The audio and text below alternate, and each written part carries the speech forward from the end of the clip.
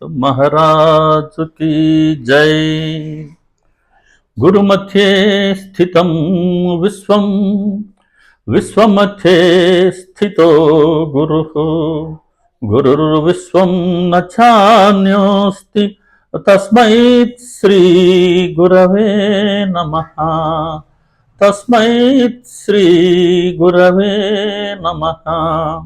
सदा निम्बवृक्षस्य मूलाधिवास सुधास्राविणं तीक्तमप्याप्रियन्तं तरुं कल्पवृक्षाधिकं साधयन्तं नमामीश्वरं सद्गुरुं साईनाथं नमामीश्वरं सद्गुरुं साईनाथं नमामीश्वरं सद्गुरुं సాయినాథం। సాయి కృపతో, సాయి ప్రేరణతో, సాయి సన్నిధిలో జూమ్ యాప్ ద్వారా ప్రతిరోజు మనం చేసుకుంటున్న సత్సంగాల్లో జాయిన్ అవుతూ ఉన్న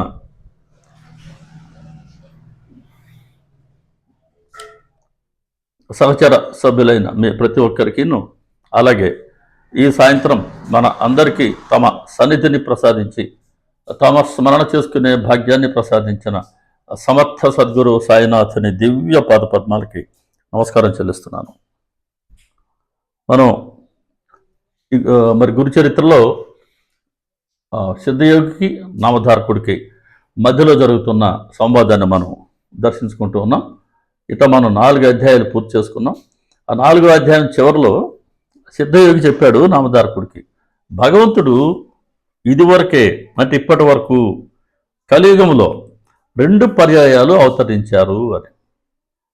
అంటే ఎప్పుడైతే సిద్ధయోగి చెప్తున్నారో నామధారకుడికి, అప్పటికి కలియుగంలో 2 పర్యాయములు భగవంతుడు అవతరించారు అని। ఈరోజు దాని సంగతే కొనసాగించబడుతుంది 5వ అధ్యాయంలో। ఈ నామధారకుడికి పరిప్రశ్నలు, సిద్ధయోగి వాటికి ఇచ్చే సమాధానాలు, వాటి ద్వారా మనం నేర్చుకోవాల్సింది, మనం పొందవలసింది చాలా ఉంది। కాబట్టి పరిప్రశ్న ముముక్షత్వానికి మంచి నిదర్శనం। ముముక్షత్వం ఎలా కలిగింది ఆయనకి? గురు మహిమని విన్నాడు నామధారకుడు, భక్తి కలిగింది। అప్పుడు ఆయన మహిమ గురించి ఆయన చింతన చేస్తూ వారి దర్శనం కోసం ఆయన పరితపిస్తున్నాడు। పరితపించబట్టే మొట్టమొదట ఆయనకి శ్రీ గురుడు స్వప్నంలో దర్శనమిచ్చారు। తర్వాత ఆయనకి అవధూత ప్రత్యక్ష దర్శనం కూడా కలిగాయి। కాబట్టి స్వప్న దర్శనం గురు మార్గంలో వేరు కానే కాదు, స్వప్న దర్శనం తర్వాత ఖచ్చితంగా ప్రత్యక్ష దర్శనం కలుగుతూ ఉంది। ఇది ఒక పద్ధతి, గురువులు వాళ్ళ సహజమైన పద్ధతి। ఈ పారాయణ వల్ల కూడా మనం గురువుని ఆరాధిస్తూ ఉంటాం। పారాయణ ముఖ్యం గురువు ఆరాధనలో। ఈ పారాయణ వలన వచ్చే ప్రయోజనం ఏంటి అని అంటే ముముక్షత్వం అంటే మనం చాలాసార్లు చెప్పుకున్నాం, ప్రాపంచిక విషయాల నుంచి ఎంత త్వరగా మనం బయటపడి గురువుని లేదా దైవాన్ని దర్శించుకుందామా, ఈ బంధాలు ఎప్పుడు విడిపోతాయా అని అదే పనిగా తపించి ప్రయత్నించేవాడు ముముక్షువు। కాబట్టి క్రమక్రమంగా పారాయణ మనల్ని ప్రాపంచికతకు దూరంగా తీసుకువెళ్తుంది, భగవంతుడు లేదా గురువు వైపుకి మనల్ని నడిపిస్తుంది। అలా ప్రాపంచికత మన మనసులో ఎంతగా తగ్గుతుందో ఆ మేరకి మనకు ముముక్షత్వం కలుగుతూ ఉంటుంది। కాబట్టి పారాయణ వల్ల ముముక్షత్వం, దైవీ సంపద, సద్గురు దర్శనాభిలాష ఇట్లాంటి తీవ్రతరం అవుతాయి। గురువుని సేవించుకోగల సంస్కారం కూడా హృదయంలో కలుగుతుంది। మళ్ళీ గురు సేవ అంటే ఏంటి అనేది మనం చాలా పర్యాలు చెప్పుకున్నాం। గురు సేవ అంటే ఒక్కొక్క రకం సేవ మనం చేస్తున్నప్పటికీ చిట్ట చివరికి బాబాగారు కోరుకునే సేవ ఏంటి అని అంటే మన మనోవృత్తులన్నిటికీ వారినే మనం కేంద్రంగా చేసుకుని అలా వారిని సేవించుకోవాలని, అదే వారి సేవ అని బాబాగారు చెప్పడం జరిగింది। కాబట్టి మనం ఎటువంటి సేవ చేసుకున్నా చివరికి బాబాగారు కోరుకున్న సేవలో మనం తరించాలి। కాబట్టి ఇదొక నిర్దిష్టమైన పద్ధతి। గురువే మనకు ఆయన స్వప్న రూపంలోనో లేదా ప్రత్యక్ష రూపంలోనో గ్రంథ రూపంలోనో ఆయన మనకు దర్శనం ఇచ్చి మనకి క్రమక్రమంగా మనలో ఉండే ప్రాపంచికతను తొలగించి మనకు వివేక వైరాగ్యాల్ని కలిగించి క్రమక్రమంగా మోక్షులుగానే మలుచుకుంటారు। ఇప్పుడు నామధారకుడి సంగతి చూద్దాం. ఈయనకి సిద్ధుడు దర్శనం మాత్రమే కలగలేదు, ఆయన చదువుకునే గురుచరిత్ర గ్రంథం కూడా పరిచయమైంది. ఇంకా ఆ గ్రంథంలో ఉండే శ్రీగుడి లీలలు కూడా శ్రవణం చేసే భాగ్యం కలిగింది. కాబట్టే గురువు మహిమ విని భక్తి కలిగి అనే మాట చెప్పుకున్నాం మనం. కాబట్టి శ్రవణానికి అత్యంత ప్రాధాన్యత ఉంది. నవవిధ భక్తులలో మొట్టమొదటిది శ్రవణం కదా, శ్రవణం తర్వాతే స్మరణ. కాబట్టి శ్రవణం మనం ఎంత భక్తిగా ఆర్తిగా చేస్తామో మనం పొందే ఫలితం కూడా దానికి అనుగుణంగానే ఉంటుంది. కాబట్టి నామధారకుడికి సిద్ధుడు దర్శనమైంది ప్రత్యక్షంగా. తర్వాత ఆయన నిత్యం చదువుకునే ఈయన గురుచరిత్ర గ్రంథం ఆయన విన్నారు, దాన్ని చూశారు. అందులో ఉండే శ్రీగుడు లీలలు కూడా ఆయన శ్రవణం చేసే భాగ్యం కలిగింది. గురువు అనుగ్రహం ఉంటే మాత్రమే గురువు గురించి, గురువు మహిమ గురించి వినే భాగ్యం కలుగుతుంది. కాబట్టి గురువుకు మన పట్ల అనుగ్రహం ఉంది అనే దానికి చాలా సాధారణంగా సహజంగా మనకు తెలియబడే చిహ్నం ఏంటి అని అంటే, మనం ఆయన గురించి వినేందుకు మన మనసు ఉవ్విళ్ళూరుతూ ఉంటుంది. ఇతరత్ర ఏవి మన ఆలోచనలకు రాకుండా వినడానికి అత్యంత ప్రాధాన్యతనిస్తాం. ఇప్పుడు నామధారకుడు ప్రశ్నించాడు, అయ్యా ఇంతకుముందు మీరు కలియుగంలో భగవంతుడు 2 సార్లు అవతరించారు అని అన్నారు కదా ప్రభు, వాటిని వివరించండి. ఇట్లాంటి పరిప్రశ్నలకి మహాత్ములు చాలా సంతోషిస్తారు. ఇప్పుడు ఆయన ఆనందంగా చెప్తున్నాడు సిద్ధుడు, మంచిదయ్యా, ఆ కథలు వినటం వలన నీకెంత ప్రయోజనమో చెప్పటం వలన నాకు కూడా అలాంటి ప్రయోజనమే కలుగుతుంది, కనుక చెప్తాను, శ్రద్ధగా విను. ఎప్పుడు శ్రద్ధగా వినాల్సిందే. ఆ శ్రవణం చేసేది ఆ శ్రవణ విషయాన్ని తలంపుకు తీసుకొచ్చేది, ప్రేరణ ఇచ్చేది సద్గురువే. కాబట్టి కేవలం సద్గురువు యొక్క లీలలో భాగంగా ఆయన చేతిలో పనిముట్టులాగా వారి గురించి వినేవాళ్ళకి, వారి గురించి చెప్పేవాళ్ళకి ఇద్దరికీ ఎప్పుడు సమానమైన ఫలితమే లభిస్తుంది. ఇప్పుడు ఆయన చెప్తున్నారు, ఎప్పుడు కూడా భగవంతుడు ఎందుకు అవతరిస్తారు? దుష్ట శిక్షణ, శిష్ట రక్షణ కాకుంటే కలియుగంలో దుష్టులందరినీ అంతకుముందు త్రేతాయుగంలో రావణాసురుణ్ణి రాములు వారు చంపినట్టు, ద్వాపరయుగంలో ఆయన ఈ కౌరవ ఆదులను సంహరించినట్లు శ్రీకృష్ణ పరమాత్మ కలియుగంలో కూడా ఆ దుష్టులందరినీ సంహరించుకుంటూ పోవాలనంటే చాలా కఠినమైపోతుంది. కేవలం శిష్టులు మాత్రం ఉండాలనుకుంటే కలియుగంలో ఎంత % జనాభా మిగులుతారో మనం ఊహించుకోవచ్చు. కాబట్టి కలియుగ ధర్మానుసారంగా, ఎందుకంటే కలి చెప్పాడు, అయ్యా నేను జీవులను ఎందుకు ఆయన అవతరించాడు, ఎందుకో కలిపురుషుల ధర్మం ఏంటి, నేను అందరినీ కాముకులుగాను జిహచాపల్యం గలవారుగాను చేసి వాళ్ళు ఉత్తమ గతిని పొందకుండా నేను అడ్డుపడతాను, ఇది నా ప్రతిజ్ఞ అన్నారు.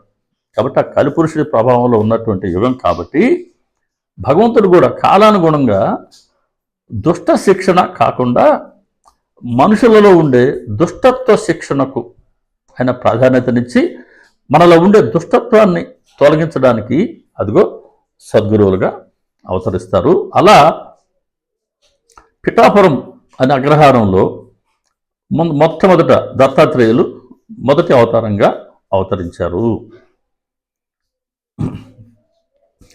పిఠాపురంలో అప్పలరాజు శర్మ, సుమతి అనే పుణ్య దంపతులు ఉండేవారట. వారు బ్రాహ్మలు, దత్తభక్తులు. వారికి చాలామంది పిల్లలు పుట్టారు, కానీ చాలామంది చనిపోయారు. 2 పిల్లలు మిగిలారు. ఒకరు గుడ్డివారు అయితే ఇంకొకరు కుంటివారు. ఆ పిల్లల తర్వాత కూడా ఇంకొంతమంది పిల్లలు కలిగారట, కానీ వాళ్ళు కూడా చనిపోయారు.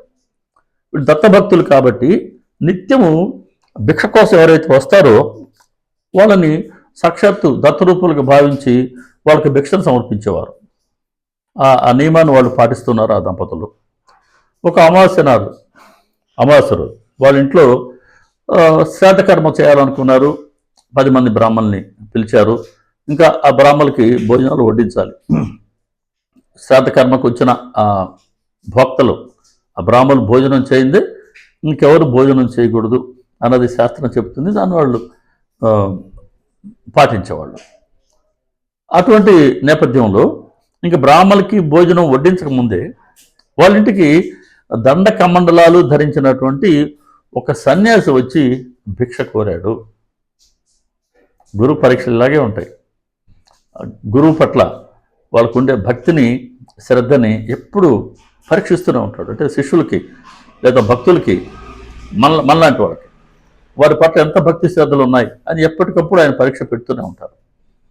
ఆ శ్రద్ధా కలాపాల మునిగున్నాడు కాబట్టి అప్పలరాజు శర్మకి తెలియలేదు ఈ సన్యాసి వచ్చింది. కానీ ఇల్లాల సుమతి, అరే ఇంటికి గుమ్మం ముందుకు ఎవరు వచ్చారని వెళ్ళి చూశారు. చూస్తే ఇక్కడ ఈ సన్యాసి భిక్షమ్మ అని అడిగాడు. ఒకసారి వారిని చూడంగానే ఆయన సాక్షాత్తు ఈ శ్రద్ధాభోక్త అయినటువంటి పరమేశ్వరుడే అనిపించింది. తాము ఆరాధించే దత్త భగవానుడే ఇలా వచ్చారు అని విశ్వసించి భిక్ష సమర్పించారు. అంటే వాస్తవానికి ఇంట్లో శ్రద్ధ కర్మ జరుగుతుంది కదా, ఆ కార్యానికి వచ్చిన భోక్తలు వాళ్ళు భుజించక ముందే ఎవరు తినకూడదు. కానీ అసలు అటువంటి కర్మలకి భోక్త అయినటువంటి శ్రద్ధ భోక్త అయినటువంటి సాక్షాత్తు పరమేశ్వరుడే, వాళ్ళు నిత్యం ఆరాధించే దత్త భగవానుడే భిక్షకు వచ్చినట్టుగా ఆ తల్లి విశ్వసించింది, వారికి భిక్షనిచ్చింది. ఆమెకుండే భక్తి విశ్వాసాలకి చాలా సంప్రీతుడై ఆ యతీంద్రుడు తన యథార్థమైనటువంటి దత్తాత్రేయ స్వరూపంలో దర్శనమిచ్చారు. దత్తాత్రేయ స్వరూపం చూడండి, 3 ముఖములుంటాయి, 6 బాహువులుంటాయి, 2 చేతుల్లో శంఖం చక్రం ధరించున్నారు, ఇంకో 2 చేతుల్లో త్రిశూలం ఢమరు ధరించున్నారు, ఓ చెయ్యి ఆశీర్వదిస్తూ ఉంది, ఇంకో చేతిలో ఆయన కమండలం ధరించున్నారు కదా. ఇలా ఉంటుంది దత్త భగవానుడి నిజమైన స్వరూపం. దాన్ని వర్ణిస్తున్నాడు ఈయన సిద్ధుడు నామధారక. ఆ స్వామిని చూడడానికి 1000 కళ్ళు సరిపోలేదు. ఇప్పటిదాకా మనం చెప్పినట్టుగా 3 ముఖములు 6 బాహువులతో స్వామి దర్శనం ఇచ్చారు. అసలు ఆయన్ని చూసేందుకు ఆ తల్లి జన్మ సార్థకమైంది. తన ఒళ్ళంతా కళ్ళు చేసుకొని ఆనందంగా ఎటువంటి భాగ్యం ఆ దత్తాత్రేయుడి నిజ స్వరూపాన్ని దర్శించుకోవడం అంటే.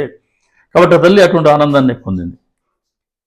అప్పుడు ఆయన చెప్పారు, వచ్చిన సన్యాసి దత్తాత్రేయుడు, తల్లి అచంచలమైన నీ విశ్వాసానికి నేను సంప్రీతుడయ్యాను. శ్రద్ధ బ్రాహ్మణులు భోజనం చేయకముందే నేను పరమేశ్వరుడిని అన్న విశ్వాసంతో నువ్వు భోజనం పెట్టావు. ఈ విశ్వాసమే ప్రధానం. చాలాసార్లు చెప్పుకున్నాం మనం. మంత్రం, తీర్థం, దేవుడు, ద్విజుడు, దైవజ్ఞుడు, వైద్యుడు, అలాగే గురు మహారాజ్, వీరందరి పట్ల మనకు ఎంత విశ్వాసం ఉంటుందో వాళ్ళ ద్వారా మనం పొందే ఫలితం కూడా ఈ విశ్వాసానికి అనుగుణంగానే ఉంటుంది.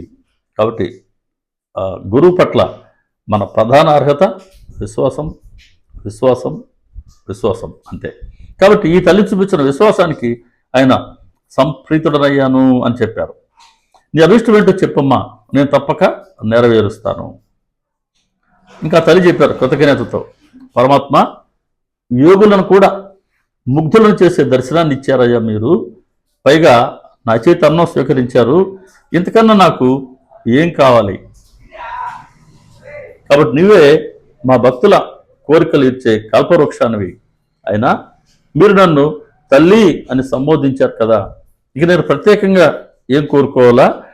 మీరు అడిగిన మాటను మీరు చెప్పిన మాటను మీరు నిలుపుకోండి చాలు. మీరు తల్లి అన్నారు కాబట్టి మీరు ఆ మాట మీరు నిలుపుకోండి చాలు. అంటే మీరు నాకు పుత్రుడిగా ఉండాలా అని ఆ తల్లి కోరుకున్నారు. భక్తి శ్రద్ధల వలన జాగృతమైన ఆమె బుద్ధి శక్తికి ఆశ్చర్యచకితులయ్యారు దత్తాత్రేయ స్వామి. ఇక్కడ గమనించండి, బుద్ధి ఎప్పుడు వికాసవంతం అవుతుంది, ఎప్పుడు జాగృతం అవుతుంది అంటే భక్తి శ్రద్ధల వలన. కాబట్టి బాబాగారు మనకు భక్తిని కలిగిస్తారు, శ్రద్ధని, విశ్వాసాన్ని ఆయన కుదిరిస్తారు. ఇది మనం అనేక పర్యాలు చెప్పుకున్నాం. కాబట్టి భక్తి శ్రద్ధల ప్రయోజనం ఏంటి అని అంటే బుద్ధి వికాసవంతం అవుతుంది, చైతన్యవంతం అవుతుంది, జాగృతం అవుతుంది. కాబట్టి ఆ తల్లి కోరిన కోరికకి ఆశ్చర్యచకితుడయ్యారు దత్తాత్రేయ స్వామి. అనుకున్నారు ఆయన, ఇది వరకు అత్రి మహర్షి కూడా ఇటువంటి కోరికే లోక కళ్యాణం కోసం కోరారు కదా, ఈవిడ కూడా అలాగే లోకానుగ్రహార్థమై ఈ కోరిక కోరుతున్నది అనుకుని అప్పుడు చెప్పారు, అమ్మా నాతో సమానుడైన పుత్రుడే నీకు జన్మిస్తాడు, కానీ నీవు పుత్ర వ్యామోహంతో అతడి మాటలు పట్టించుకోకుండా నేను తల్లిని కాబట్టి నేను చెప్పినట్టు నువ్వు వినాలి అనే నిర్బంధం మాత్రం చేయకూడదు, అతడి సంకల్పానుసారమే అన్నీ జరిగి తీరాలి అని చెప్పారు. సరే, అప్పుడు ఇంకా చూడండి సుమతి ఆ మాత ఎంత ఎంత చైతన్యవంతంగా ఉంది. వెంటనే ఆవిడ అన్నారు, స్వామి నేను మానవ మాతృరాలిని, నాకు పుత్ర వ్యామోహం కలగడం అత్యంత సహజం. రామకృష్ణ పరమహంస గారు పుట్టకముందు వారి తల్లిగారికి అన్ని అనుభవాలు కలిగిన తర్వాత కూడా ఆయన్ని తన పుత్రుడిగానే భావించారు. ఆవిడ గ్రహించలేదు సాక్షాత్తు గదాధరుడు జన్మించారని. అన్ని అనుభవాలు వచ్చినప్పటికి కూడా అది పుత్ర వ్యామోహం కలియుగంలో అలాగే ఉంటుంది. అందున తల్లి కదా, తన కడుపులో జన్మించిన బిడ్డగానే చూస్తుంది భగవంతుడు అవతరించినప్పటికీ. కాబట్టి నాకు పుత్ర వ్యామోహం కలగడం సహజం. అసలు అది లేకుండా మాతృవాంఛ పరిపూర్ణ లేవుతుంది స్వామి. కనుక పుత్రుడు జన్మించాక సమయానుకూలంగా అటువంటి వివేకాన్ని కూడా మీరే అనుగ్రహించాలి. కాబట్టి మొత్తం ఆయన పాదాల వద్ద సమర్పించింది అని ప్రార్థించారు. సమయస్ఫూర్తి కూడా దత్త స్వామి అవి ఆశీర్వదించి వారు వెళ్ళిపోయారు. సుమతిదేవి ఇంకా ఈ ఆనంద పారవస్యంలో ఇప్పుడు దాకా జరిగింది మొత్తం భర్తకి తెలియచేయాలి కదా, ఆయన గమనించట్లేదు ఇవన్నీ, ఆయన పనిలో ఆయన ఉన్నారు. వెళ్ళి భర్తకి పక్కన పిలిచి ఆవిడ చెప్పారు, స్వామి నేను ఇలా చాలా అపరాధం చేశాను, చేసిన అపరాధం చెబితే దోషం పోతుంది. తప్పులు చేయడం చాలా సహజంగా జరుగుతాయండి, అది కారణాలు ఏమన్నా కావచ్చు, కానీ చేసిన తప్పుని ఎందుకు చేశామో అన్నది ఒప్పేసుకుంటే 10 మందిలో దాని దోషం పరిహారం అయిపోద్ది. అంతే. దానికి చాలా ధైర్యం కావాలి, దానికి ఎంతో మంచి క్యారెక్టర్ అవసరం. అంతేగాని తప్పు చేసిన తర్వాత దొరికిపోయిన తర్వాత దాన్ని ఒప్పుకోవడానికి గింజుకోకూడదు. ఎప్పుడు కూడా అపరాధం చేసాం, ఆ దోషాన్ని మనం చెప్పుకోవాలి. దానికి ఇంకా మన మధ్యలో బంధం సరిగ్గా ఉండాలనుకుంటే ఇది తప్పు అయిపోయింది, దీనికి ఈసారికి నన్ను క్షమించండి చెప్పుకోవడంలో ఏం తప్పు లేదు. అసలు ఎటువంటి తప్పు లేదు. పొరపాటు చేశాం కదా, తప్పు చేశాం కదా. కాబట్టి ఈవిడ, అయ్యా నేను ఇలా చాలా అపరాధం చేశాను, చేసిన అపరాధం చెప్తే దోషం పోతుంది. శ్రద్ధ బ్రాహ్మలు అయితే ఇంతవరకు భోజనం చేయలేదు కదా, కానీ వాళ్ళు భోంచేయకముందే ఒక సన్యాసి వచ్చి భిక్ష అడిగాడండి. ఆయనే సాక్షాత్తు పరమేశ్వరుడు శ్రీ దత్తాత్రేయ స్వామిగా నేను భావించి నేను వారికి భిక్షనిచ్చాను. నిజంగా ఆయన సంతోషించి దత్తాత్రేయ స్వామిగా నాకు దర్శనం ఇచ్చారు అని ఆవిడ చెప్తే, ఆమెను ఉండే భక్తి పారవస్యాన్ని, ఆమెలో పెళ్ళుబుకుతూ ఉన్నటువంటి అష్టభావాల్ని గమనించి అప్పలరాజు కూడా ఆయన కూడా సంతసించాడు. అంటే దత్తాత్రేయ స్వామి మధ్యాహ్న సమయాలలో అనేక రూపాలలో భక్తులను ఉద్ధరించాలి అనే కోరికతో అతిథి వలె సంచరిస్తుంటాడు. ఇది ఆయన పద్ధతి. అంటే మధ్యాహ్న సమయాల్లో ఆయన అతిథిలాగా రకరకాల రూపాల్లో, అది మానవుల్లో రకరకాల రూపాలు కావచ్చు, సన్యాసి రూపంలో కావచ్చు, లేదా ఇతర పశుపక్షాదుల రూపంలో కావచ్చు, ఎలాగైనా సరే ఆయన ఆ సమయంలో ఒక అతిథిలాగా వస్తుంటాడు. ఇదే బాబా చెప్పారు నానాసాహెబ్ చంద్రకర్కి.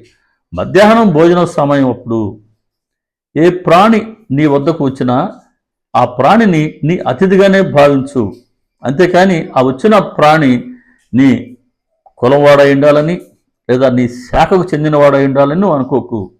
కాబట్టి ఆ మధ్యాహ్న సమయానికి ఏ ప్రాణి వచ్చినా అది అతిథిగానే భావించి వాటికి మనం ఆహారాన్ని మనం సమర్పించుకోవడం చాలా శ్రేష్టమైనది. అలా ఈ దత్తాస్వామి కూడా మధ్యాహ్న సమయాల్లో ఆయన అనేక రూపాల్లో భక్తులను అనుగ్రహించడానికే, మళ్ళీ భక్తోద్ధరణే, భక్తానుగ్రహమే లక్ష్యం. ఆయన అతిథులు సంచరిస్తుంటారు. కాబట్టి అటువంటప్పుడు ఆయన ఆకలితో తిరిగి వెళ్ళిపోవడం మంచిది కాదు.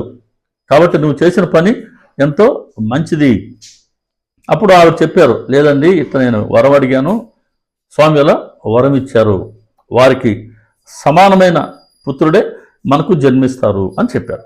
ఇంకా అప్పుడు ఇంకా సంతోషించారు ఆయన. నీవు మన వంశానికి ప్రపంచానికి కూడా మంగళకరమైనదే కోరావు, నేను ధన్యుడిని అని ఆయన కూడా ఆశీర్వదించి తర్వాత ఆ శ్రాద్ధ కలాపాన్ని యథావిధిగా ఆయన పూర్తి చేశారు. అలా ఆ రోజు కార్యక్రమం జరిగిపోయింది. దత్త భగవానుడు చెప్పినట్లుగా ఈ సుమతి తల్లి గర్భం ధరించింది. భాద్రపద శుక్ల చతుర్థి నాడు ఉదయం ఒక శుభముహూర్తంలో పుట్టుక లేనటువంటి భగవంతుడికి ఆవిడ పుట్టుకనిచ్చారు. సరే, ఇంక దైవజ్ఞులు ఆ శిశువు యొక్క జన్మలగ్నం గ్రహస్థితిని గణించారు. సాక్షాత్తు కల్పవృక్షమే వారింట వెలిసిందని, సాక్షాత్తు దత్తాత్రేయుడే అవతరించాడని వాళ్ళు చెప్పారు. ఇంకా చూడండి, ఆ శిశువు పాదాల్లో కూడా దివ్య చిహ్నాలు ఎన్నో ఉన్నాయి. ఇటువంటి శుభలక్షణాలతోనూ అప్రతిమాన తేజస్తో సహా ప్రకాశిస్తూ ఉన్నాడు బిడ్డ. కాబట్టి ఆయన పాదాలలో దివ్య చిహ్నాలు ఉన్నాయి కాబట్టి వారికి ఆయన శ్రీపాదుడు అని నామకరణం చేశారు తండ్రి అయినటువంటి అప్పలరాజు శర్మ. నామధారక ఇలా కలియుగంలో శ్రీ దత్తాత్రేయ స్వామి మొట్టమొదటిసారిగా అవతరించారు. అంటే 2 పర్యాలు అవతరించారని చెప్పారు కదా. మొదటి అవతారం ఇలా జరిగింది. ఇక వారి బాల్యం ఎలా ఉంది? పుట్టిన మొదలు ఆయన అందరికీ ఆనందాన్ని పంచుతూ ఉన్నారు. ఆయన పాదస్పర్శతో వాళ్ళ గృహం, వాళ్ళ తల్లిదండ్రులు కాకుండా ఆ ఊరు కూడా, ఆ పవిత్ర గోదావరి ప్రాంతం కూడా ఎంతో ధన్యతని చెందాయి. 8వ ఏట తల్లిదండ్రులు ఒక శుభముహూర్తం చూసుకొని ఉపనయనం చేయించారు. అది శాస్త్రయుక్తంగా. సామాన్యంగా ఈ ఉపనయనం అయిన తర్వాత వేదాధ్యయనం కోసంగా ఒక గురువు వద్ద వాళ్ళని చేరుస్తారు. కానీ శ్రీపాదస్వామి తనకు ఉపనయనం అయినటువంటి మరుక్షణమే శిష్యులకు వేద పాఠాలు చెప్పారు. కాబట్టి సాక్షాత్తు భగవంతుడు అవతరించారు అంతే. కాబట్టి అన్నీ ఆయన నుంచి పుట్టినవే, వేదం కానీ ఏదన్నా కానీ. భగవంతుడికి ఇంకొకరు నేర్పించడం సాధ్యమవుతుంది. ఆ బాబాగారికి ఎవరు నేర్పారు? నానాసాహెబ్ చంద్రకర్ని తద్విద్య ప్రణిపాత అన్న ఆ శ్లోకానికి ఆయన భావం ఏంటో అడిగారు, మూలభావం అడిగారు. ప్రతి పదార్థాన్ని చెప్పన్నారు కదా. చంద్రకర్ చెప్పలేకపోతే కూడా బాబాగారు సరిచేసి చెప్పారు కదా. అలా సాక్షాత్ భగవంతుడికి ఎవరు నేర్పాలి? అన్ని వారి నుంచి వచ్చినవే. సరే, ఈయన రాజు అప్పలరాజు శర్మ గారు కుమారుడికి వివాహం చేయాలనుకున్నారు. కన్యాన్వేషణ చేస్తున్నాడు. అది తెలిసి శ్రీపాదస్వామి చెప్పారు తండ్రితో, నాన్నగారు, నీవు నాకు వివాహం చేయటానికై తగిన కన్య కోసం అన్వేషించనవసరం లేదు. సర్వ శుభలక్షణాలు కలిగినటువంటి కన్య నాకు సిద్ధంగా ఉంది. ఆమె పేరు యోగశ్రీ. నేను ఆమెను చేపట్టి సన్యాసిని అవుతాను. కాబట్టి నేను సన్యసిస్తాను. మీరు నాకు ఇటువంటి వివాహ ప్రయత్నాలు చేయొద్దు. నేను శ్రీవల్లభుడను కనుక నాకు సంతానం లేకపోయినా నేను నిత్య ముక్తుడని అని ఆయన నిశ్చయంగా చెప్పారు. జన్మించక ముందే చెప్పారు, మీరు మళ్ళీ పుత్రుడు అన్న వ్యామోహంతో మేము తల్లిదండ్రులం కాబట్టి మేము చెప్పిన మాట వినాలి అనే కండిషన్ పెట్టొద్దు. ఆ బాలుడు ఏం సంకల్పిస్తే ప్రతిదీ ఆయన సంకల్పానుసారం మాత్రమే జరగాలి అని. కాబట్టి ఇప్పుడు చెప్పాడు, వివాహం అయితే వద్దు, నన్ను మీరు సన్యసించనివ్వండి అని చెప్పాడు. కానీ పుత్రవ్యామోహంతో వాళ్ళ తండ్రి ఇలా చెప్తున్నాడు, అబ్బాయి, నీవు కనుక సన్యసించి మా దగ్గర లేకుండా పోతే ఇలా మేము నీటి నుండి బయటపడ్డ చేపల్లాగా మేము కూడా శోకంతో విలవిల్లాడతాం, మరణిస్తాం కదా. నీవు సాక్షాత్తు పరమేశ్వరుడే అయినా మా పుణ్యం వలన మాకు బిడ్డవై జన్మించావు. అటువంటి నీవే మరి తల్లిదండ్రులమైన మా పట్ల ఇలా వ్యవహరించి మమ్మల్ని శోకసాగరములో ముంచి వెళ్ళిపోవడం ఉచితమేనా? కాబట్టి నువ్వే పుత్రధర్మాన్ని నిర్వహించకపోతే ఎలా? సాక్షాత్తు భగవంతుడు అయి కూడా అని అడిగారు. అప్పుడు వాళ్ళకి ఇద్దరు పుత్రులు ఉన్నారు కదా, ఒకరు కుంటివారు, ఒకరు గురుడివాడు అని మనం చెప్పుకున్నాం కదా. అప్పుడు స్వామి వాళ్ళిద్దరిని తమ వద్దకు తీసుకొచ్చి ఆ సోదరులిద్దరిని ఆయన అమృతాస్త్రంతో ఆయన అలా స్పృశించారు. తల్లి కూడా ఎదురు చూస్తూ ఉంది, ఈయన ఏం చెప్పబోతున్నాడు అని. మరి సన్నిధించి వెళ్ళిపోతానంటున్నాడు. మరి మాకున్న ఇద్దరు పిల్లలు, ఒకరేమో కుంటివారు, ఒకరేమో గుడ్డివారు, మరి ఎలా మాకు తర్వాత మాకు ఆసరాగా ఉండేది ఎవరు, మా వంశం ఎలా నిలబడుతుంది అన్న బాధలో ఆ తల్లిదండ్రులు ఉంటే, అప్పుడు ఆ తన సోదరులిద్దరిని శ్రీపాదులు తమ వద్దకు రప్పించుకొని తమ అమృతాస్త్రంతో ఆయన స్పృశించారు. అంతే. సంజీవుని స్పర్శ చేత చనిపోయిన వారికి ప్రాణం ఎలా వస్తుందో, స్వామి గారి స్పర్శ చేత తక్షణమే వాళ్ళిద్దరు కూడా మంచు రూపాలతో ప్రకాశింపసాగారు. కుంటితనం పోయింది, గురుడితనం పోయింది, చూపు వచ్చింది, కుంటితనం రెండు చక్కగా కాళ్ళు వచ్చినాయి, ఆరోగ్యవంతంగా ప్రకాశవంతంగా తయారయ్యారు స్వామిగారి సోదరులు ఇద్దరు కూడా. భగవంతుడు ఆయన సంకల్ప మాత్రంతో ఏదైనా చేయగలరు. కాబట్టి ఆ విధంగా ఆ ఇద్దరు సోదరులిద్దరిని ఆయన మంచిగా చేసి, ఇదిగో వీళ్ళ ద్వారా మీరు సర్వాన్ని పొందగలరు. అంటే మీకు ఆసరా ఉండాలనుకున్నారు, ఇంకా తర్వాత మీకు వారసులు కావాలనుకున్నారు కదా, ఇదిగో ఈ ఇద్దరి ద్వారా మీకు అన్ని సకలం సిద్ధిస్తాయి అని చెప్పారు.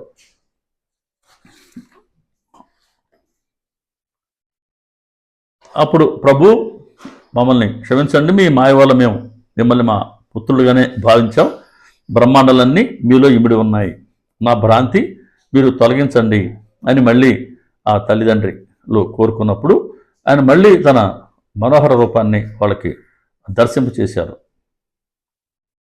అప్పుడు స్వామి చెప్తున్నాడు, అమ్మా, నీవు ఇప్పుడు దర్శించినటువంటి ఈ రూపాన్ని నిరంతరము ధ్యానిస్తూ ఉండు. త్వరలో నీవు అజ్ఞానంధకారాన్ని దాటి నా సాయుధ్యం పొందగలవు. ఇదో ఈ కుమారులిద్దరూ నిండు నూరేళ్లు సుఖంగా జీవిస్తారు, మిమ్మల్ని భక్తితో సేవిస్తారు. వీరికి విద్య, సంపద, కొడుకులు, మనవలు అన్నీ పుష్కలంగా సమకూరుతాయి. వీరు కూడా లోకవంద్యులవుతారు అని అన్ని వరాలు ఏవైతే తల్లిదండ్రులు కోరుకున్నారో అవన్నీ ఇచ్చేశారు దత్త భగవానుడు, శ్రీపాద శ్రీవల్లభులు. వాళ్ళిద్దరికి చెప్పారు, సోదరులిద్దరికి, మీరు తల్లిదండ్రులను ప్రత్యక్ష దైవాలుగా భావించి సేవించి తరించండి, నేను సన్యసించాలి అని చెప్పి తల్లిదండ్రులకి ముమ్మారు ప్రదక్షిణం చేసి వారి ఆజ్ఞ తీసుకుని వెంటనే సన్యసించి పాదచారి అయి ముందు ద్వారకకు వెళ్ళారు, ఆ తర్వాత కాశీ, బృందావనం, తర్వాత బదరి వెళ్ళారు. అటు తర్వాత గోకర్ణ నక్షత్రానికి చేరారు. గోకర్ణ నక్షత్రం మహాబలేశ్వర లింగం ఆ రూపంలో సాక్షాత్తు శంకరుడే అక్కడ ఉంటారు కాబట్టి ఆ క్షేత్రం సజ్జనులకి నిలవు కాబట్టి ఆ క్షేత్రాన్ని అక్కడ ఉండేటువంటి సజ్జనులని ఉద్ధరించడానికి శ్రీపాద స్వామి అక్కడికి వెళ్ళారు. ఎక్కడికి? గోకర్ణ క్షేత్రానికి. ఈయన మళ్ళీ అడుగుతారన్న, అంటే గోకర్ణ క్షేత్రానికే కొన్ని ప్రత్యేకమైన క్షేత్రాలకి ఎందుకు వెళ్ళారు స్వామి అని అంటే దానికి 6వ అధ్యాయం సమాధానం చెప్తుంది. ఎలాగైతే మానవ శరీరంలో కొన్ని కీలక స్థానాలలో ప్రాణశక్తి ప్రత్యేకంగా కేంద్రీకృతమై ఉంటుందో అట్లే భూమి మీద కూడా కొన్ని క్షేత్రాలు ప్రత్యేకమైన ఆధ్యాత్మిక శక్తి కేంద్రాలుగా ఏర్పడతాయి. మన బెస్ట్ ఉదాహరణ షిరిడి, మళ్ళీ ఆ తిరువన్నామలై, ఇవన్నీ కూడా రామకృష్ణ పరమహంస గారి దక్షిణేశ్వరం, మన గొలగమూడి వెంకటేశ్వర స్వామి గారి స్థానం, ఇవన్నీ కూడా ప్రత్యేకమైన ఆధ్యాత్మిక శక్తిని సంతరించుకునే ఉంటాయి. అంతే, భూమి మీద మానవాళికి కూడా ఆ క్షేత్రాలను దర్శించి పవిత్రులు అవుతారు. అందుకు మనం ఇటువంటి పవిత్ర క్షేత్రాన్ని మనం తరచూ దర్శిస్తూ ఉండాలి. అసంఖ్యాకులైన మానవుల్ని ఆధ్యాత్మికంగా పరిశుద్ధం చేసే ఈ పుణ్యక్షేత్రాలు కాలగతిలో మలినమవుతాయి. అప్పుడు సిద్ధపురుషులు వాటిని దర్శించి వాటిని పునరుజ్జీవనం చేస్తారు. తీర్థ కుర్వంతి తీర్థాన్ని, అంటే ఆయా క్షేత్రాలకి తీర్థాలకి తీర్థత్వాన్ని పునః ప్రతిష్ఠిస్తారు. ఎలాగైతే గంగలో స్నానం చేసే వాళ్ళందరి పాపాలు తొలగించి తనలో పేరుకొని పోయిన మాలిన్యాన్ని ఎలా తొలగించుకోవాలా అని ఎదురు చూస్తూ ఉంటుందో, అంటే ఎప్పుడైతే సత్పురుషులు వస్తారా, తమలో స్నానం చేస్తారా? వారి చరణ ధూళి స్పర్శతో అప్పటి వరకు తనలో పేర్కొని పోయిన మాలిన్యాన్ని వదిలించుకోవచ్చు అని ఆ గంగతల్లి ఎదురు చూస్తున్నట్టుగా తీర్థాలు క్షేత్రాలు కూడా కాలానుగతిలో అవి కూడా మాలిన్యానికి గురవుతూ ఉంటాయి. అటువంటి మాలిన్యాన్ని తొలగించడానికి తమ చరణ స్పర్శ ద్వారా ఇటువంటి సత్పురుషులు సిద్ధులు వెళ్ళి ఆయా తీర్థాన్ని క్షేత్రాలని వాళ్ళు దర్శిస్తూ ఉంటారు. అలా శ్రీపాద శ్రీవల్లభులు కూడా ఈ గోకర్ణ క్షేత్రానికి అందుకోసమే వచ్చారు. నామధారకుడు అడిగాడు, అన్ని పరిపర్శనలే, ఆయనకి సిద్ధుడికి మధ్యలో జరిగిన సంవాదాలే. అయ్యా, కాశీ, బదరి, కేదారం వంటి క్షేత్రాలు ప్రసిద్ధమైనందువల్ల శ్రీపాద స్వామి అక్కడికి వెళ్ళారండి, బాగుంది. గోకర్ణానికి కూడా వారు వచ్చారని చెప్పారు కదా, కాబట్టి గోకర్ణ క్షేత్ర ప్రాధాన్యత ఏంటో నాకు వివరించండి, నేను తెలుసుకోవాలనుకుంటున్నాను అని చెప్పడానికి సిద్ధుడు ఇలా చెప్పారు. గోకర్ణ క్షేత్రం యొక్క ప్రాముఖ్యతను ఆయన తెలియజేస్తూ, పూర్వం రావణాసురుడు తల్లి కైకసి కైలాసాన్ని పొందగోరారు. నిత్యము మట్టితో శివలింగాన్ని ఆమె పూజిస్తుండేది. కానీ రావణుడు అహంకారం ఉంది, చాలా బలవంతుడని ఆయన తల్లికి చెప్పాడు, శంకరునితో కూడా కైలాస పర్వతాన్ని తీసుకొచ్చి తల్లి సమర్పించాలనుకున్నాడు. చూడండి ఎంత అహంకారం ఉంటుందో. ఆయన కైలాసం వెళ్ళాడు, తన శక్తినంతా ప్రయోగించి ఆ పర్వతాన్ని ఆయన పెకిలించారు. అప్పుడు భూమి కంపించింది. పార్వతీదేవి కూడా ఈశ్వరుని ప్రార్థించింది, అతను ఆపండేనని. అప్పుడు ఈశ్వరుడు కాలుతో నొక్కడం మూలాన దాని కింద ఆయన రావణాసురుడు ఆ పర్వతం కింద పడిపోయారు. సరే, ఆయన మళ్ళీ ఈశ్వరుణ్ణి ప్రార్థించగా అప్పుడు శంకరుడు ఆయన్ని ప్రత్యక్షమై, ఎంతైనా ఈశ్వర భక్తుడు, మళ్ళీ ఆయన ప్రత్యక్షమై వరం కోరుకోమన్నాడు. అప్పుడు ఆయన రావణుడు అడిగారు, దేవా, బంగారంతో చేయబడిన నా లంకాపురం వంటిది ఎవరికీ లభించేది కాదు. మీరు గనక వరం ఇదలుచుకుంటే నేను ఈ కైలాసాన్ని నీతో సహా లంకకు తీసుకువెళ్ళేలా అనుగ్రహించు. తన ఆలోచన అయితే మారలేదు. అప్పుడు చెప్పారు ఈశ్వరుడు, రావణ, ఈ కైలాస పర్వతంతో నువ్వు ఏమి సాధిస్తావు? దాన్ని మించిన ఆత్మలింగాన్ని ప్రసాదిస్తాను. దీనివల్ల నీవు నా అంతటి వాడు అవుతావు. నీ లంకా నగరమే కైలాసం అంతటి శ్రేష్టమవుతుందని తమ ఆత్మలింగాన్ని ఆయన అనుగ్రహించారు. దాన్ని తీసుకుని రావణుడు సంతోషంతో లంకకు బయలుదేరాడు. మరి ఇదంతా గమనిస్తున్న నారదుడు, ఆయన వృత్తే లోక కళ్యాణం కాబట్టి ఎక్కడ ఏదన్నా జరగకూడదు జరిగితే ఆయన వెంటనే అక్కడ ప్రత్యక్షం అవుతారు.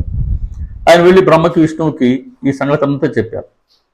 సరే, వీళ్ళందరూ ఆలోచించారు ఎలా రావణుడిని ఆపాలి అని అనుకున్నారు. అప్పుడు నారదుడే రావణుడి వద్దకు వెళ్ళి, రావణ, నువ్వు ఎక్కడి నుంచి వస్తున్నావు, ఎక్కడికి పోతున్నావు అంటే రావణుడు చెప్పాడు, అయ్యా, శివుడిని ప్రసన్నం చేసుకున్నాను, ఆత్మలింగాన్ని పొంది నేను లంకకు పోతున్నాను అని చెప్పాడు. నారదుడు కూడా విఘ్నేశ్వరుడు కూడా వచ్చున్నారు. అప్పుడు నారదుడిని ఏమార్చాలని ఎలాగైనా నారదుడు రావణుణ్ణి ఏమార్చాలని నారదుడు చెప్తున్నాడు. రావణ, పూర్వం ఒక భయంకరమైన జంతువు అడవి దున్నలన్నింటినీ చంపుతుండేది. త్రిమూర్తులు దానిని వేటాడి సంహరించి దాని కొమ్ములో నుంచి తలా ఒక లింగాన్ని తీసుకున్నారయ్యా. బహుశా ఈ లింగం కూడా అటువంటిది అయి ఉంటుంది అని చెప్పి దాని ప్రభావాన్ని ఆయన తగ్గించబోయారు. అప్పుడు మహర్షి గారు, అయ్యా, దీని ప్రభావం వినటానికైతే నాకు పెద్దగా తీరిక లేదు, కానీ నేను తొందరగా వెళ్ళాలి అని అన్నారు. అంటే మాటల్లో ఏమార్చాలనుకున్నారు, కాసేపు సమయం నెట్టాలనుకున్నాడు. ఆ శివలింగం గురించి ఆయన చెప్పాలనుకున్నారు. కానీ రావణాసురుడు, అయ్యా, నాకు అంత సమయం లేదు ప్రస్తుతానికి, నేను త్వరగా వెళ్ళాలి లంకకి అన్నాడు. అప్పుడు ఆ దేవర్షి నారదుడు, రావణ, సంధ్యా సమయం దాటిపోతున్నది, నీవెలా పెడతావు? కాబట్టి సంధ్యా సమయం, నువ్వు సంధ్యని స్నానం చేయాలి, నువ్వు సంధ్యను ఆచరించాలి కదా, నువ్వు నేరుగా వెళ్తానంటావేంటి అని అడిగితే, సరే, విఘ్నేశ్వరుడు కూడా ఉన్నారు కదా, ఆయన ఒక బ్రహ్మచారి వేషంలో అక్కడికి వచ్చారు. అప్పుడు రావణుడు అతను అడిగాడు, అయ్యా, నువ్వు ఎవరు, ఎక్కడికి పోతున్నావు అని అడిగాడు. ఆ బ్రహ్మచారి చెప్పాడు, నేను ఉమాశంకరుల పుత్రుడిని. అబద్ధం చెప్పరండి దేవతలు, నన్ను పోనివ్వు, నిన్ను చూస్తే నాకు భయం వేస్తుంది అని ఆయన నటించారు భయాన్ని. సరే, ఆయన రావణుడు చెప్పాడు, అబ్బాయి, నేను సంధి వార్చుకుని వచ్చే వరకు ఈ శివలింగాన్ని పట్టుకో, నాకు ఈ సహాయం కనుక చేస్తే నీకు నా లంకా పట్టణం చూపిస్తాను, నీకు ఇష్టమైతే నువ్వు అక్కడ హాయిగా ఉండవచ్చు అని అన్నాడు. సరే, చాలా బరువుగా ఉంది, దీన్ని నేను అంతసేపు నేను మోయగలనా అని ఈ బ్రహ్మచారి, అంటే విఘ్నేశ్వరుడు రూపంలో ఉన్నారు కదా బ్రహ్మచారి, అన్నాడు. సరే, లేదు లేదు, నేను త్వరగా వచ్చేస్తాను, నువ్వు ఈ లింగాన్ని పట్టుకొని ఉండు అని చెప్పారు రావణుడు. ఆయన సంధ్య ఆచరించడానికి నది వైపు వెళ్ళారు, సముద్రం వైపుకి ఆయన బయలుదేరాడు. అప్పుడు ఆ బ్రహ్మచారి, రావణ, దీన్ని నేను మోస్తాను, కానీ నేను మోయలేనప్పుడు నేను మిమ్మల్ని 3 సార్లు పిలుస్తాను, అప్పుడు కూడా కనుక నీవు రాకపోతే దీనిని ఇక్కడే స్థాపిస్తాను అని చెప్పారు. సరే, రావణుడు ప్రక్కకు వెళ్ళిందే తడవుగా గణపతి 3 సార్లు పిలిచారు, రావణ రావణ రావణ అని. 3 సార్లు పిలిచాను, నువ్వు రాలేదు, అంతే. దాన్ని అక్కడే ఆయన భగవంతుడిని ధ్యానించుకుని ఆ లింగాన్ని అక్కడ భూస్థాపితం చేశాడు. ఇంక తర్వాత రావణుడు తిరిగి వచ్చాడు. పట్టరాని కోపంతో ఆ శివలింగాన్ని పెకలింపు చూశాడు, సాధ్యపడలేదు, కొంచెమైనా కదలలేదు. అందుకే దానికి మహాబలేశ్వర లింగం అని పేరు వచ్చింది. అంత మహాబలం ఆ లింగానికి. అది ఆకారం కూడా ఆవు చెవిని పోలి ఉంటుంది కాబట్టి ఆ క్షేత్రానికి గోకర్ణం అని పేరు వచ్చింది. దీన్నే భూ కైలాస్ అని కూడా అంటారు. అక్కడ శివుడు సపరివారంగా నివసిస్తాడు. అందుకే అది సజ్జనులందరికీ అది ఆశ్రయమైంది. ఇక్కడ దేవర్షులు కూడా నివసిస్తారు. అంతటి పవిత్రమైన క్షేత్రం ఈ గోకర్ణం. కాబట్టి గోకర్ణం లాంటి పవిత్రమైన క్షేత్రం మరొకటి లేదు. అది కాలానుగుణంగా మలిన పడినందు వల్ల దానికి మళ్ళీ ఆ తీర్థత్వాన్ని దానికి ఇచ్చేందుకోసమే శ్రీపాద శ్రీవల్లభులు గోకర్ణానికి వెళ్ళారయ్యా అని సిద్ధుడు చెప్పారు నామధారకుడికి. ఇది 6వ అధ్యాయం సంపూర్ణమవుతుంది. తర్వాతి సత్సంగంలో తర్వాతి విషయాన్ని మనం దర్శించుకుందాం. అలా తీర్థక్షేత్రాలకి వెళ్ళటం కారణంగా మనల్ని మనం పవిత్రం చేసుకోవచ్చు. కొన్ని క్షేత్రాలు ఎప్పటికీ ఆధ్యాత్మిక శక్తిని సంతరించుకునే ఉంటాయి. కాశీ కావచ్చు, హరిద్వార్ లాంటివి కావచ్చు. అలాగే మనం తరచూ వెళ్ళే మన సద్గురు స్థానం షిరిడి, గోగమూడి, తిరువణామలై, దక్షిణేశ్వరం, ఇలాంటి ప్రదేశాలన్నీ కూడా ఎప్పుడు ప్రత్యేకమైన శక్తినే సంతరించుకొని ఉంటాయి, ఆధ్యాత్మిక శక్తిని. అలా ఎక్కడైతే ఈ సద్గురువులు వాళ్ళ శరీరాన్ని త్యజిస్తారో అవన్నీ కూడా పవిత్ర క్షేత్రాలే. ముందు ఇటువంటి విషయాలు అనేక మన గురు చరిత్రలో మనం దర్శించుకుంటాం. శ్రీ సచ్చిదానంద సమర్థ సద్గురు సాయినాథ్ మహారాజు కీ జై. సర్వే జనా సుఖినో భవంతు, లోకా సమస్తా సుఖినో భవంతు, సమస్త సన్మంగళాని భవంతు. ఓం శాంతి శాంతి శాంతి. సర్వం శ్రీ సాయినాథార్పణమస్తు. శుభం భవతు. ఓం తత్సత్. మన ఛానల్ని ఇతర సాయి భక్తులకి పరిచయం చేయండి. ఇంకొక బాబాగారి స్ఫురణ మేరకి వేరొక విషయంతో తర్వాత వీడియోలో కలుసుకుందాం. అందరికీ నమస్కారం. శ్రీ సాయిబాబా.